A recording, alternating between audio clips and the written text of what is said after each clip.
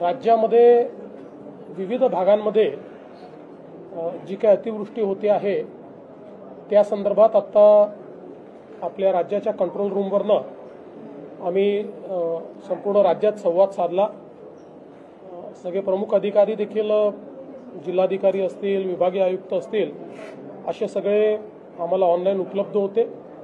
साधारणपणे आपल्याला माहिती आहे की गेले 2 दिवस काही भागांमध्ये खूप अतिवृष्टी होते आणि साधारणपणे 18 ते 21 या दरम्यान विविध भागांमध्ये पुन्हा अतिवृष्टी होण्याचे त्या ठिकाणी चान्सेस आहेत।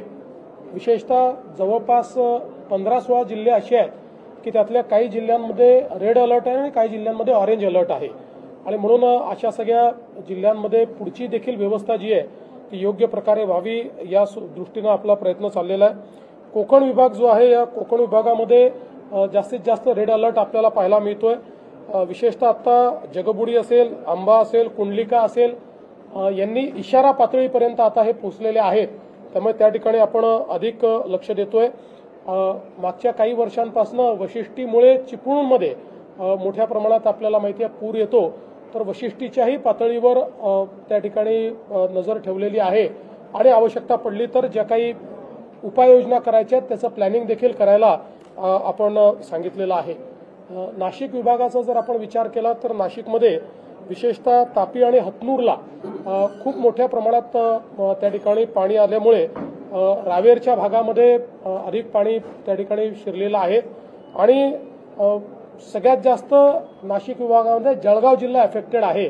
जळगाव जिल्ह्यामध्ये सुरुवातीला पाणीच नव्हतं, पण गेल्या 2-3 दिवसात प्रचंड अतिवृष्टी त्या ठिकाणी झाली आणि त्यामुळे घरांचं नुकसान असेल, प्राण्यांचं नुकसान असेल, हे देखील मोठ्या प्रमाणात त्या ठिकाणी झालेलं आहे। पुणे जिल्हा जो आहे, पुणे जिल्ह्यातल्या सगळ्या धरणांमध्ये अतिशय चांगलं पाणी आहे, पण आता कुठलंच धरण तिथे इशारा पातळीवर नाही, त्याच्यामुळे त्या ठिकाणी आपण लक्ष ठेवून आहोत। पण विशेषतः अलमाटी जे आहे त्या अलमाटीचा जो काही धोका आपल्याला कोल्हापूरला होऊ शकतो त्या दृष्टीने कर्नाटक सरकारशी सातत्याने आपली चर्चा चाललेली आहे। ACS लेवलवर, त्यानंतर आपले जे काही त्या ठिकाणचे चीफ इंजिनियर आहेत त्यांच्या लेवलवर चाललेली आहे। आपले एक इंजिनियर तिथे बसवलेलेच आहेत आपण की जे 24 तास कॉन्टॅक्टमध्ये असतात आणि आता तरी त्या ठिकाणी 519.3 मीटर एवढी त्यांनी पातळी राखलेली आहे, ज्या पातळीत आपल्याला धोका संभावत नाही, पण पाऊस जसा जसा वाढेल तशी ती पातळी वाढू नये आणि त्यांनी तो विसर्ग केला पाहिजे या दृष्टीने त्यांच्याशी आपण चर्चा करतो। एक अजून आता महत्त्वाचा प्रयत्न आपला चाललेला आहे की जे हिप्परगी आहे त्या हिप्परगीमुळे आता त्याचं बॅकवॉटर आणि त्याचा मागच्या आपल्या सगळ्या भागामध्ये परिणाम होतो आणि हिप्परगी जवळपास पूर्णपणे त्या ठिकाणी भरलेला आहे आणि म्हणून त्याचाही विसर्ग करावा अशा प्रकारे आपण कर्नाटक सरकारला विनंती केलेली आहे आणि त्यांच्याशी त्या संदर्भात प्रयत्न चाललेला आहे। आता याच्यामध्ये विशेषतः पुणे विभागातला जो कोल्हापूरचा, साताराचा घाट सेक्शन आहे किंवा घाटाचा जो भाग आहे या ठिकाणी मात्र मोठ्या प्रमाणात रेड अलर्ट आहे आणि पावसाची जो काही तीव्रता आहे ती या भागामध्ये खूप मोठ्या प्रमाणात आपल्याला पाहायला मिळते। आपण जर इकडे छत्रपती संभाजीनगर विभागामध्ये आलो तर या ठिकाणी बीड, लातूर आणि नांदेड या ठिकाणी मोठ्या प्रमाणात पूरस्थिती आहे। मागच्या काळात हिंगोली, परभणीतही पाऊस जोरात आला, पण आत्ताच्या परिस्थितीमध्ये गेले 2 दिवस आणि पुढचे 3 दिवस बीड, लातूर आणि नांदेड इथली पूरस्थिती जी आहे ही जरा संभावित आहे। विशेषतः आपल्याला माहिती आहे की नांदेड जिल्ह्यामध्ये मुखेडच्या भागामध्ये जो मुक्रमाबाद आहे त्या ठिकाणी जवळपास 206 mm पाऊस पडला, म्हणजे ढगफुटी सदृश अशा प्रकारचा पाऊस हा त्या ठिकाणी पडलेला आहे आणि त्यामुळे जवळपास 5 लोक बेपत्ता झाले, 150 पेक्षा जास्त जनावरांचा वाहून गेल्याचा किंवा मृत्यू झाल्याचा संभव आहे आणि विशेषतः खूप लोक त्या ठिकाणी अडकले होते। NDRFची टीम, SDRFची टीम त्या ठिकाणी आपण नेलेली आहे आणि आता मिलिटरीची टीम देखील त्या ठिकाणी पोहोचलेली आहे। मिलिटरीलाही आपण पाचारण केलं होतं, तेही त्या ठिकाणी पोहोचल्यात।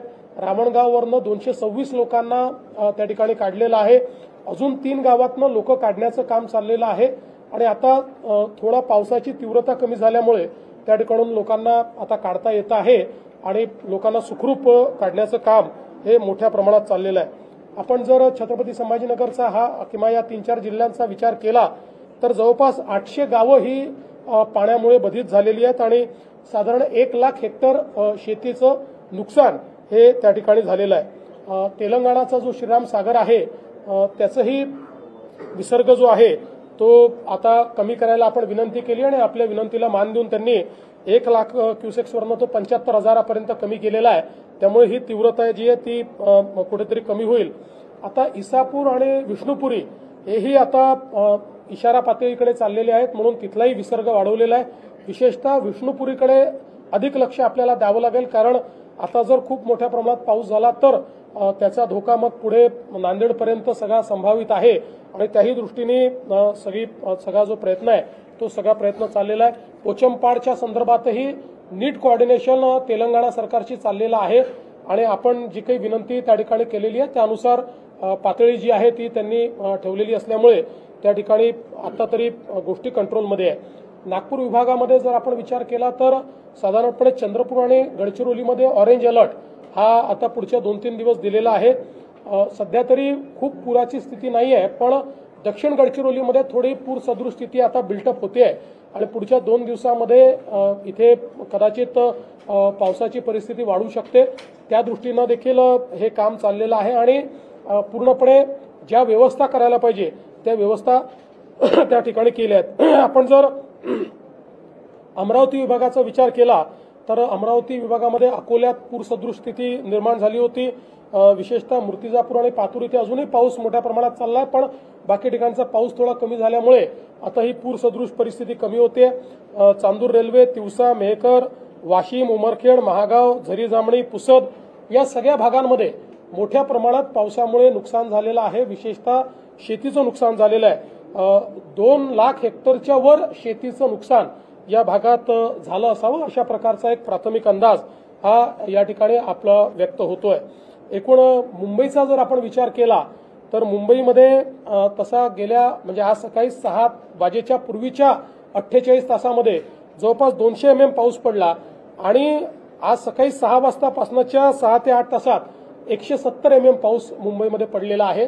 त्यामुळे प्रचंड पाऊस आहे। याच्यामध्ये चेंबूर भागात सर्वाधिक 177 मिलीमीटर इतका पाऊस पडलेला आहे।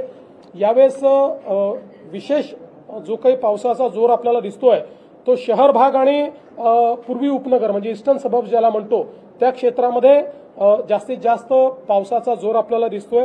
एकूण 14 ठिकाणी वॉटर लॉगिंग झालेलं आहे, ज्यापैकी 2च ठिकाणी ट्रॅफिक पूर्णपणे थांबवावं लागलं, बाकी ठिकाणचं ट्रॅफिक चाललेलं आहे।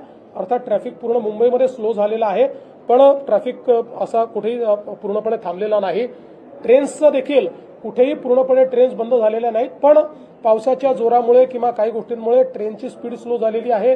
काही ठिकाणी त्या थांबून काही वेळाने पुढे गेलेल्या आहेत, त्यामुळे ट्रेन्स ज्या आहेत त्या सगळ्या लेट चाललेल्या आहेत। काही ना काही प्रमाणात ट्रेन्स आता लेट आहेत।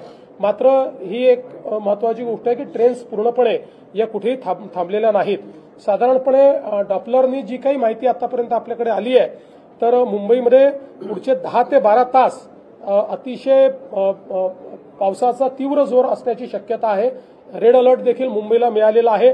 आज आपण सकाळचं सत्र तर नव्हतं, पण दुपारच्या सत्रामध्ये शाळांना सुट्टी दिलेली आहे आणि मंत्रालयात वगैरे देखील आपण हे सांगतोय की दुपारी लवकर 4 वाजेनंतर लोकांना निघून जायची परवानगी जी आहे ती आपण या ठिकाणी देतो आहोत, कारण ही जशी जशी इंटेन्सिटी वाढेल तसं तसं लोकांना किंवा कर्मचाऱ्यांनाही जाण्याकरता अडचणी होतील। आज संध्याकाळी 6-6:30 नंतर हाय टाईड आहे किंवा त्या ठिकाणी साधारण 3 मीटरच्या लाटा असतील। उद्या 4 मीटरपर्यंत लाटा ज्या आहेत त्या अपेक्षित आहेत। त्यामुळे हा जो काही भरतीचा काळ आहे त्या काळामध्ये लोकांनीही काळजी घेतली पाहिजे। अनेक वेळा लाटा पाहण्याच्या नादांमध्ये लोक अडचणीमध्ये येतात, त्यामुळे हे लक्षात घेतलं पाहिजे की आज संध्याकाळी 6 नंतर आणि उद्या या 3 मीटर आणि 4 मीटरच्या लाटा या त्या ठिकाणी असतील। त्या काळामध्ये मोठ्या प्रमाणात पाऊस असेल, त्यामुळे समुद्राची पातळी आणि नाल्यांची पातळी सारखी असेल आणि म्हणून आपल्याला मोठ्या प्रमाणात पाणी पंपिंग करावं लागेल। तर त्याही प्रकारची पूर्ण व्यवस्था पंपिंगची ही या ठिकाणी मुंबई महानगरपालिकेने केलेली आहे आणि आज संध्याकाळी डॉपलरमधनं आणि इतर सगळ्या सोर्सेसमधनं जे काही अलर्ट्स येतील त्याच्या आधारावर उद्या शाळांना सुट्टी द्यायची की नाही संध्याकाळी महानगरपालिकेच्या वतीनं बीएमसीच्या वतीनं प्रशासनाच्या वतीनं हे घोषित केलं जाईल। आतापर्यंत जो काही अंदाज आलेला आहे त्याच्यामध्ये संपूर्ण महाराष्ट्रात एकूण 4 लाख हेक्टर जी काही जमीन आहे ही म्हणजे त्याच्यावरची पिकं जी आहेत ती पिकं पावसामुळे बाधित झालेली आहेत आणि याच्यामध्ये विशेषतः यवतमाळ, नांदेड, वर्धा, बीड, वाशिम वगैरे हा जो सगळा भाग आहे याच्यामध्ये जास्तीत जास्त सर्कलमध्ये म्हणजे वाईड स्प्रेड अशा प्रकारचं नुकसान जास्तीत जास्त सर्कलमध्ये हे या ठिकाणी दिसत आहे। आता जे काही या ठिकाणी नुकसान झालेलं आहे जनावरांचं आणि घरांचं किंवा लोक मृत्युमुखी काही प्रमाणात जिथे पडलेले आहेत या संदर्भात सगळे अधिकार हे जिल्हाधिकाऱ्यांना देण्यात आलेले आहेत आणि त्यांना निधी देखील उपलब्ध करून दिलेला आहे। उणे पद्धतीने त्यांना निधी विड्रॉ करता येतो। त्यामुळे कुठल्याही अशा प्रकारची घटना झाल्यानंतर तात्काळ त्या ठिकाणी जी काही मदत आहे ती मदत त्यांना करता येईल। प्राण्यांच्या संदर्भात असेल किंवा व्यक्तींच्या संदर्भात असेल किंवा घरांची पडझड असेल ते देखील सांगितलेलं आहे। काही ठिकाणी लोकांना तात्पुरत्या निवाऱ्यात जे हलवावं लागतं त्या ठिकाणी चांगली त्यांची जेवणाची सोय झाली पाहिजे, पिण्याचं स्वच्छ पाणी मिळालं पाहिजे अशा प्रकारचे आदेश देखील आपण त्या ठिकाणी दिलेले आहेत आणि पिकाचं जे काही नुकसान झालं आहे त्या संदर्भात एक इंटेन्सिव्ह अशा प्रकारचं पाहणी करून त्याचेही पंचनामे करण्याचे आदेश